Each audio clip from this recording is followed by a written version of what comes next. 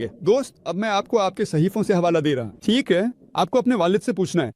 हिंदू सहीफों में, जैसा कि मैंने पहले जिक्र किया, दो किस्म के सहीफे हैं, एक श्रुति, एक स्मृति। श्रुति का मतलब है खुदा का कलाम, वेद, उपनिषद। उसके बाद स्मृति आती है, पुराण, इतिहास, रामायण, महाभारत। अगर आप उपनिषद पढ़ते हैं, जो सबसे आला है, तो उसका जिक्र चंदोग्या उपनिषद में है, बाब नंबर 6, बाब नंबर 2, आयत नंबर 1।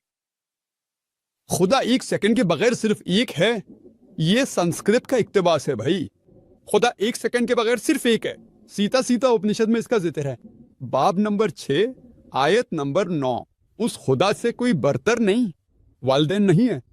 इसका जिक्र सीता सीता उपनिषद में मिलता है, बाब नंबर 4, आयत नंबर 19। उस खुदा की कोई तस्वीर नहीं है।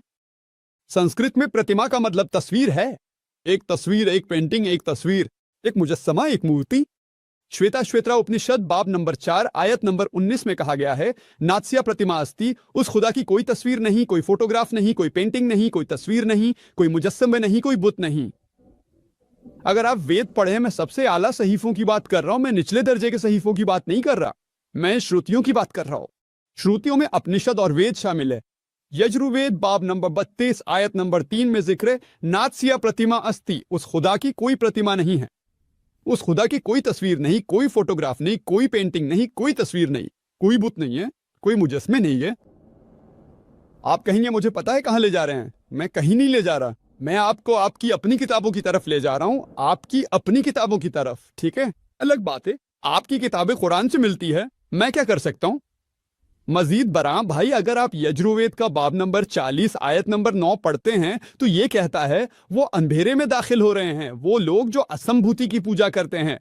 असंभूति कुदरती चीजें हैं, जैसे आग, पानी, हवा वगैरह। कौन कहता है? यजुर्वेद। और आयत जारी है, वो मजीद तारीकी में दाखिल हो रहे हैं, वो लोग जो असंभूति की पूजा करते हैं। संभूति तख्लीकशुदा चीजें हैं, जैसे मेज, कुर्सी, कार, बत वगैरह। कौन कहता है? यजुर्वेद बाब नंबर 40, आयत नंबर 9। अब जब आपके वालिद ने आपको थाई प्रो देवताओं के बारे में बताया, तो मुझे नहीं मालूम कि उन्होंने आपको हवाला दिया या नहीं। मैं आपको हवाला जात दे रहा हूं, आप मेरे हवाला जात ले सकते हैं, इसे नोट कर सकते हैं, वीडियो कैसेट ले सकते हैं, जाके अपने वालिद से पूछ सकते हैं, जाके अपने पंडित से पूछ सकते हैं। मैं आपसे ये नहीं कह रहा कि आप मुझ पर अंधा एतमाद करें। आपने अपने वालिद पर अंधा एतमाद किया, आपने एक बार गलती की, दूसरी बार ये गलती मत कीजिएगा।